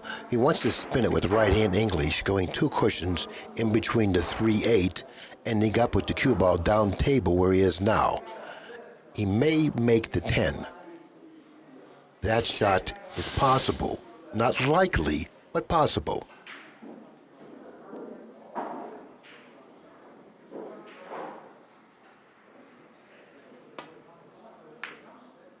No, he missed it. He sold out to 2. Well, if you can consider this a sellout. This is Van Boening. He's so happy to get this shot. The guy missed the 10. He's happy to get this shot, so he'll fire it in. I talked to Strickland earlier today. He said the Van Boening is a great shot maker. He said that man keeps making shots. There's one that he needs to make here. Oh, he'll fire this in. Shut up, DiLiberto. It's rare he hit it that bad. If it's any consolation, the 8 ball came to rest on top of the 3, really limiting how many pockets Hohmann can choose to pocket the 3 next. Well, the cue ball is going towards the 3 and the corner he's shooting the 2 in. He can do that if he can make the 2, go 2 rails right to the 3. He missed. He got to the 3, but he didn't make the 2. Well, what he did do, which was good, is he traveled far enough to preclude Van Boening from hitting the right side of the 2. Now Van Boening is forced to try to cut the 2 in. I think he's going to come closer to making the 10 than the 2. If he makes the 2 and the 10 again, he'll win. Got to hit the paint, Billy. Nothing. He's going to get hooked here. That's nothing. He's going to get hooked. He made that one for nothing.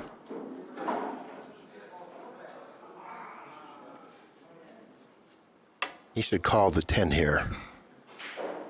He's taking a look. He's got to call the 10 here if he can kick to that end rail. Now he's looking to call the 8 in the side because the 3 and the 8 are lined up to where it's possible to make the 8 in the side.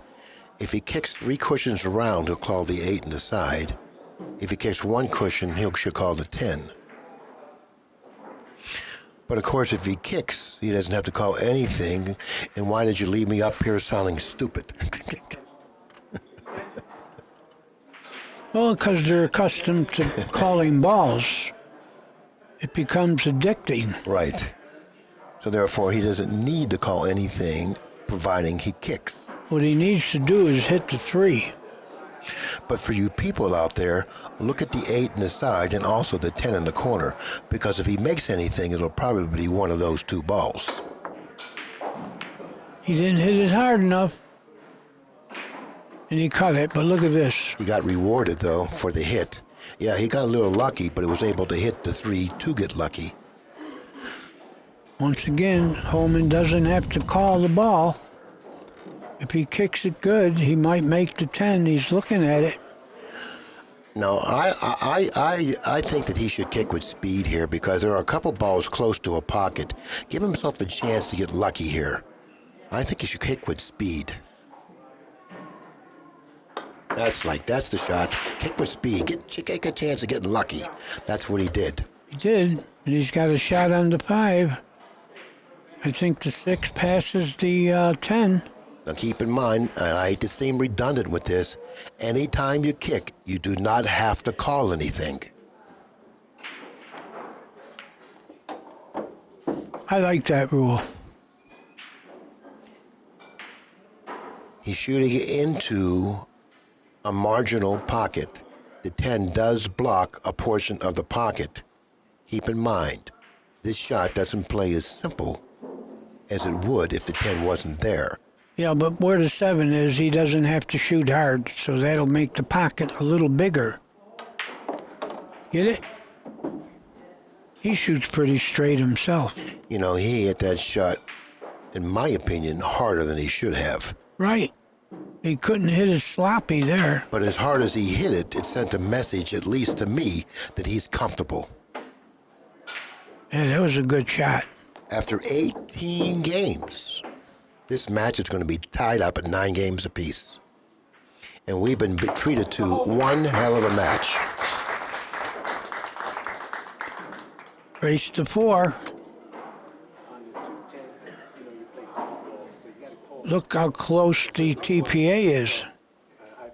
Maybe I didn't understand what you meant by wired. On the kick shot, you know everything goes. 9 games apiece.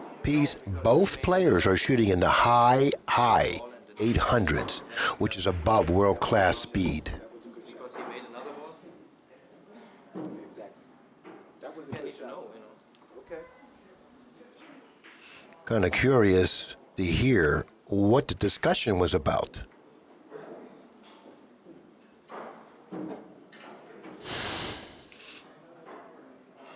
Maybe shortly we'll get a report what actually they were discussing with one another.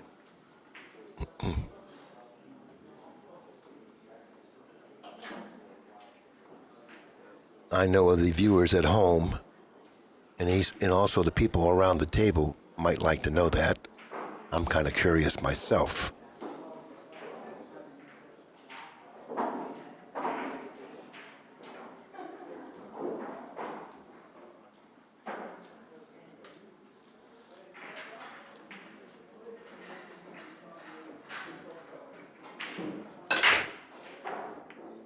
he had bad timing on that break, but you know what? He pocketed a ball, and he's straight in with the It one. looks that way.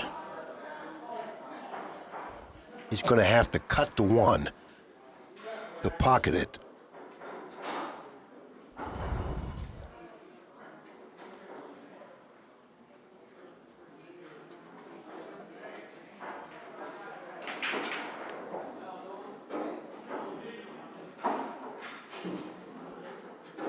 Right.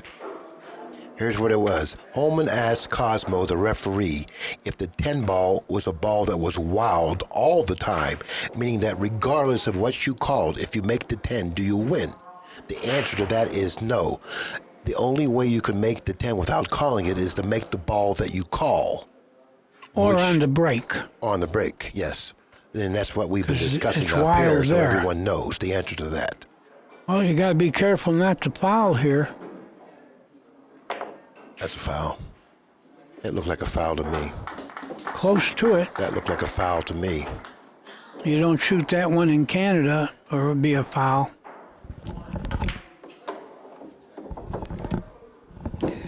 It looked like after he hit it, the cue ball jumped. No, maybe I'm wrong. No, it went forward a little bit. Maybe I'm wrong. I probably am wrong. Because Hohmann probably would have called it a foul if it was. Yeah, he doesn't call it after So I'm the other guy really, gets... really out of line for calling it a foul because Yeah. I apologize for that. Yeah, Hohmann doesn't call a foul on himself after a guy gets to 9. Cut it out, Danny. Okay. Please, cut it I'm out. kidding, folks. Cut it out. I'm kidding, folks. Cut it out.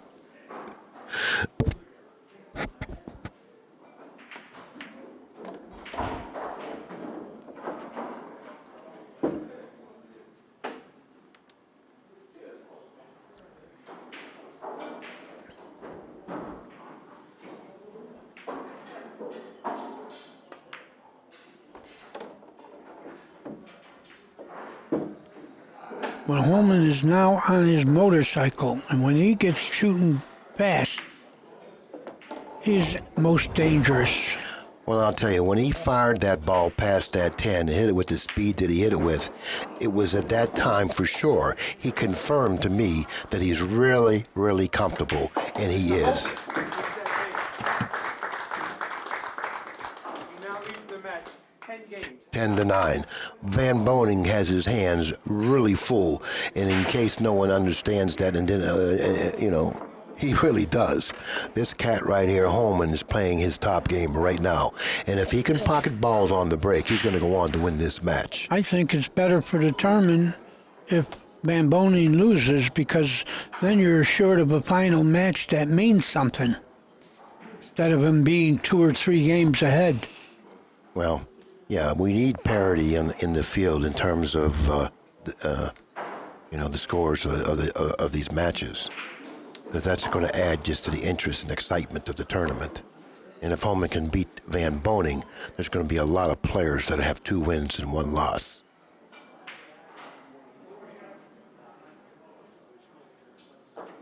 Seven in the side. No, he didn't get it. 7 in the corner. He didn't get that either, but he got another ball, and he got a shot. He pocketed the 2 ball on the break. He's got a shot on the 1. The 3 ball's positioned underneath the 10. Not very accessible.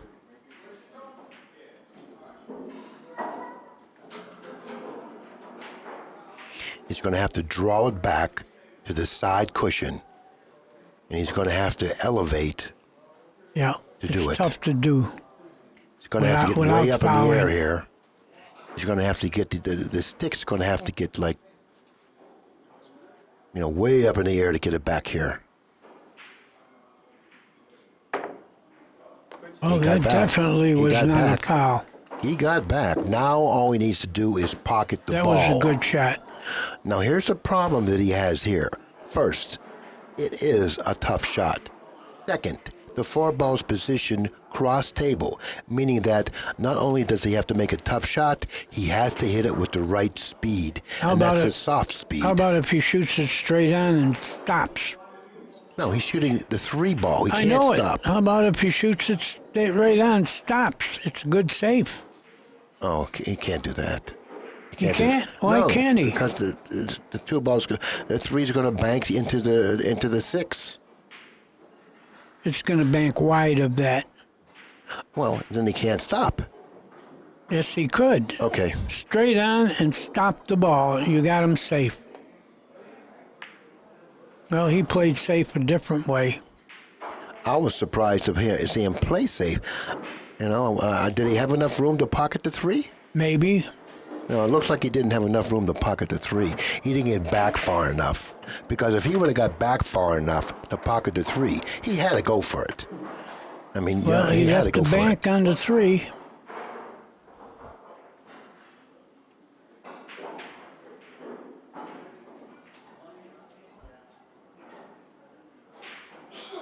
And this is no bargain. Even if he banks No the 3, bargain, but he wants to shoot it. even if he banks it, he's going to have a tough shot on the 4. Oh, look, at the 3 hit the point and might have sold out. Nope. No, not really.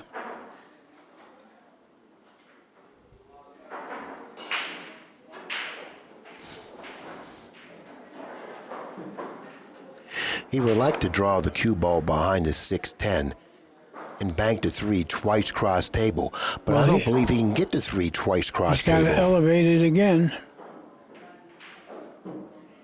Good shot. He didn't get him. But he didn't lose his head. There's no bargains here. Except Van Boning's got the perpendicular safe. Bank the 3 towards where the cue ball is and go forward. That's a big shot. But that shot has to be hit very, very good. Well, this guy hits him pretty good. Okay. And he may be able to crawl in back of the 7 if he hits Or it behind good. a 9. Or So, behind the 8. Or behind but nothing. he didn't hit it good. He didn't. He hit it too thin. Yeah, he had to go, he had to hit it full in the face, and in doing that, it would follow through the 3, going toward the 7. But that's not how he hit it. Now, this is a tough shot, too, because this shot looks like it carries a scratch angle. Cross corner with the cue ball. He has to be concerned with that. Position is real tough. Yeah, and even if he doesn't scratch, look what he's going to be left with with the 4.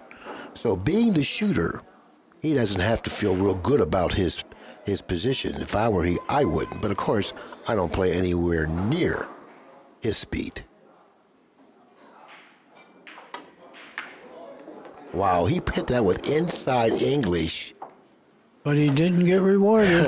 He should have got rewarded for that shot because the type of a shot, if you hit it well like he did, you deserve a reward. You deserve Did a he hit shot. the 4 at all? You can tell by his body motion, he feels like winning. Well, you can see that he's playing good. To even attempt that shot in the fashion that he shot it, you have to have a lot of confidence. He might be cutting this in here. He might be. And he hit the center of the pocket. You're watching this guy play in his top game right now. He's feeling really, really good about himself. Yep. He's made some really top shelf shots. And he's made them, easily. He's hitting the center of the pocket. He's using different types of English, different speeds. He's playing really well right now.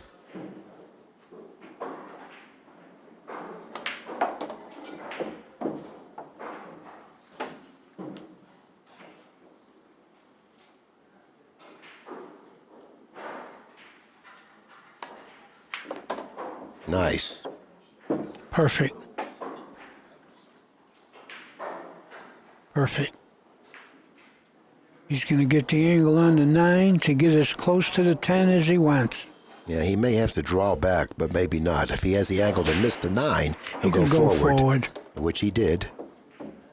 Yeah, now he'll just swing 2 cushions, I think. Or maybe he'll go back. He should go back here. That's what he did. He did it pretty good. Game number 20 will give Hohmann a 2-game advantage, 11-9, and it's getting pretty late in the match.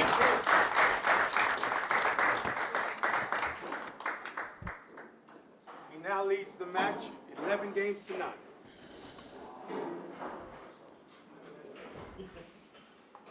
And now this is the type of pool that you're going to need to play to beat Van Boening.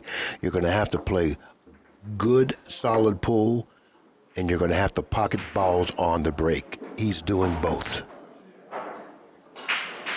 And still, the match is pretty tight. It's pretty tight, 11-9.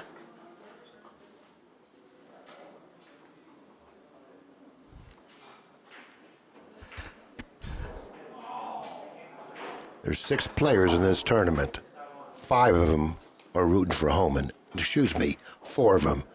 The other one's obviously Van Boening.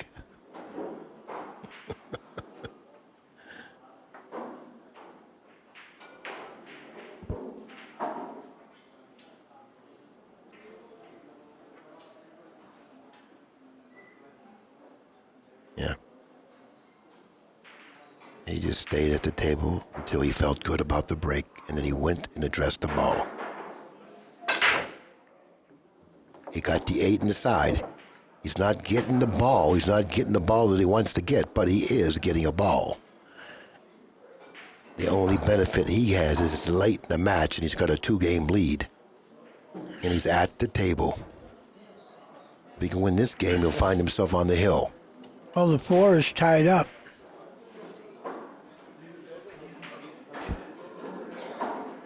Now here's a pool shot. If he can spin the cue ball down table, hit the top of the 4, just hard enough to loosen it up and retain the angle to pocket the 2, that will be a pool shot. Well, he didn't do that. Now he's going to have to pocket the 2, regain an angle on the 3 to go into the 4. That's where he wants to be, on the 3.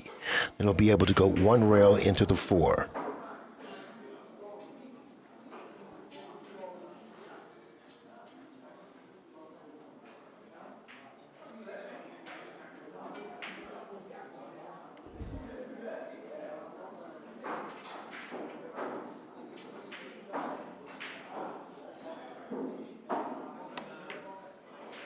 He don't have the angle.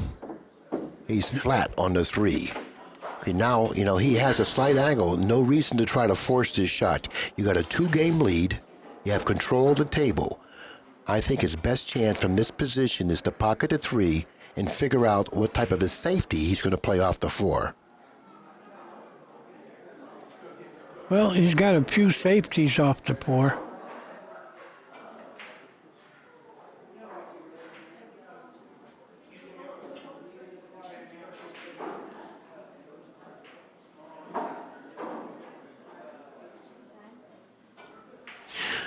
What I like here is I like him to pocket the 3 and cut the 4 into the 6 and position the cue ball behind the 10-5.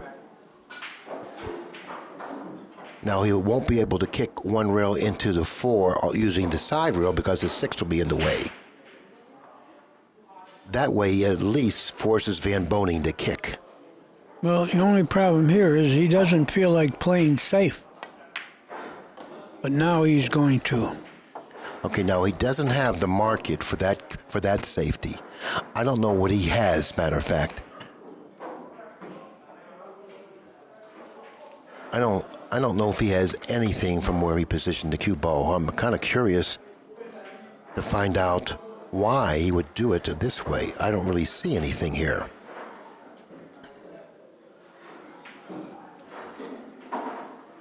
I don't see anything here. Had the cue ball been up another 10 inches or 8 inches, he could have went off the 4 and put him behind the 10-5. Unless he puts him behind the 9 here. This is dangerous. Oh, he did it. Wow, what a shot. No, that's a pull shot. He put him behind the 9. That's a heck of a shot.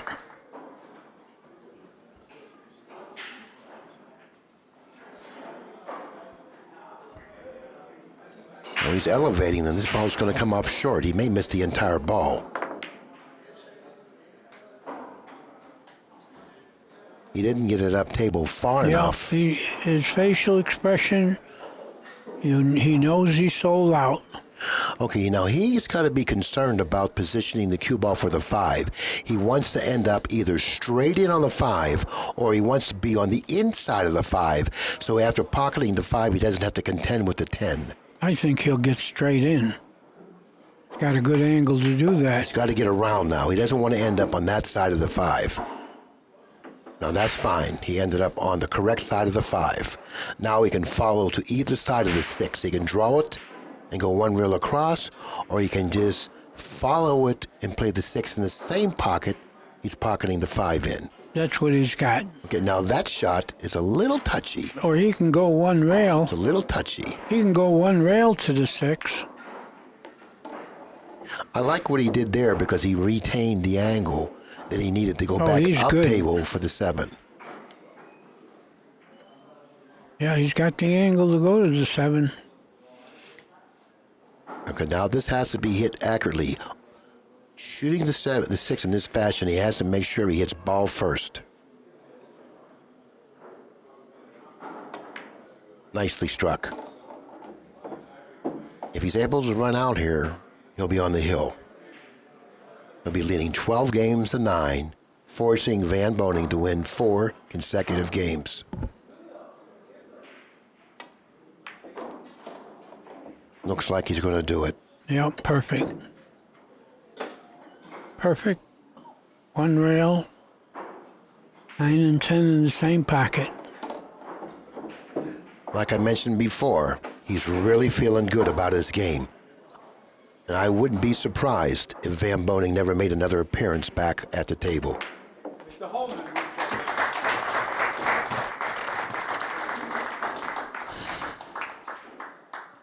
He now leads the match 12 games to 9. Mr. Hohmann is on the hill. Race to 13.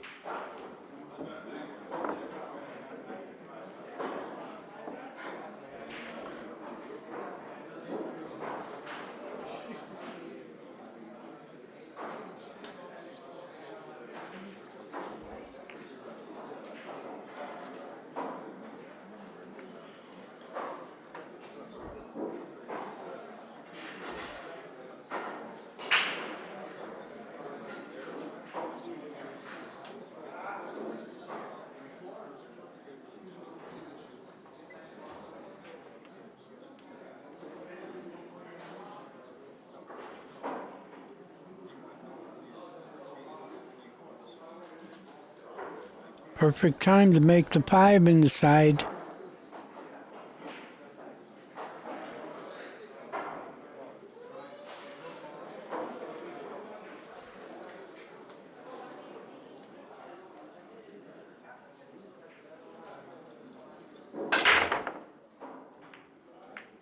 It missed. He's not going to get anything. He got the 2. Yeah, the He 2 got the trickled 2. in.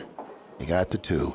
He's got a cut on the 1. It doesn't have a good shot on the 1, but he has a shot. Yeah. He's got a cut on it, but it's going to be tough to control it to the 3.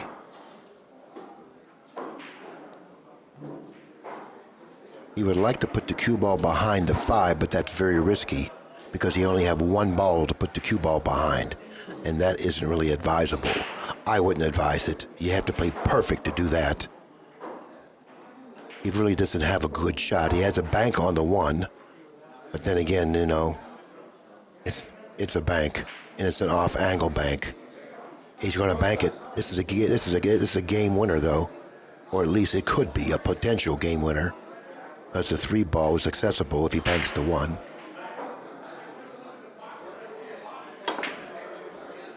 Oh, he hit the bank really good. Yep. He did. He missed it by a hair, but that's enough.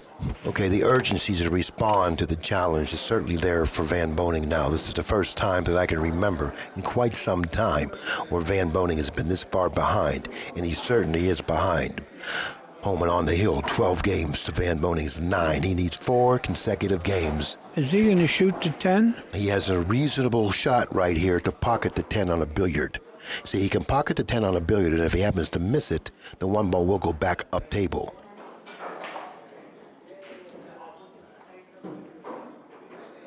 He's shooting it, but he has to cut it a little. Might lose the one. I'm thinking about banking the one and playing the billiard like this. If he can bank the one back up to the end rail and retain the angle to pocket the billiard, that's what he'll do. You're right. The bank and the billiard.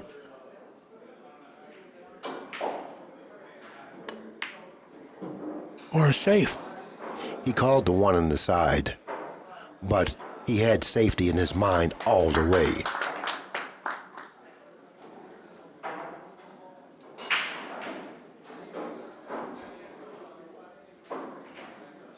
Well, Hohmann's got a kick.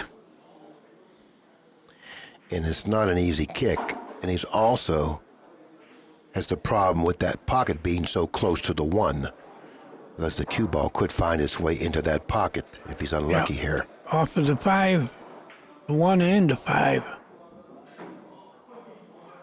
He would like to kick it softly, but he can't risk that either. And if he kicks it hard, then the cue ball has a better chance of finding a pocket. He can't really afford that. He can, but he really doesn't want to see that happen. Well, he would have to go off the 1 and the 5 to scratch. Kicking it hard is risky.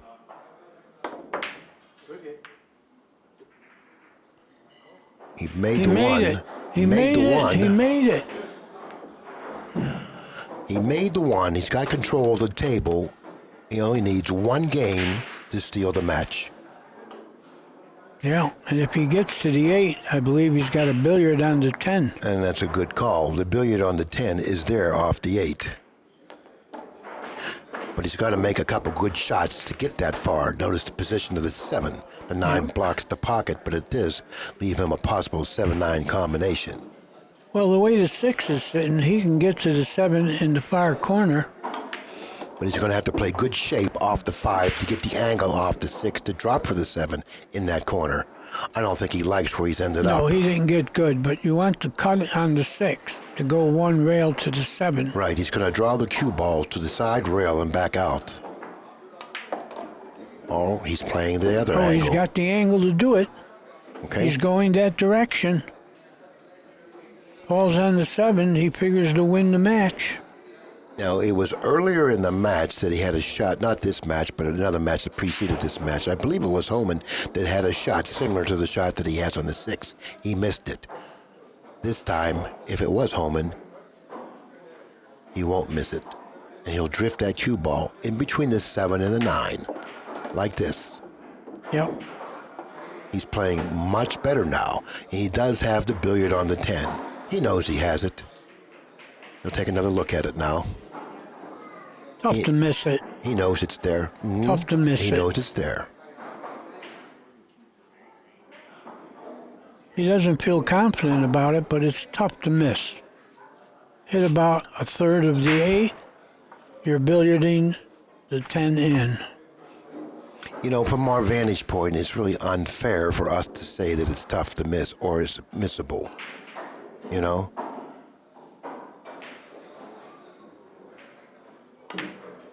Well, he's shooting it. Oh, he's definitely going to shoot it. Now he's going to hit it with right-hand English, but I think if he misses it, maybe he's going to overcut it. I don't think so. I don't think he needs English. Yeah, a right-hand English, he definitely needs it. Center ball will make it. Right-hand English. You see the English he had on it? That's the shot. He had to go through the 8 with the English to make the billiard. Well, I'll tell you what.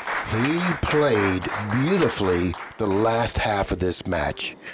It was a dogfight for the entire match. When that match reached the halfway point, he hit another gear. And he really, really showed us how to play. Yeah, I could see halfway through he felt like winning. Okay, we're going to close it up. We're going to have another match. One more match left for today's performances. It's going to be at 9:30, I believe. Earl Strickland and Kevin Cheng, the current U.S. Open champion. Be back at 9:30.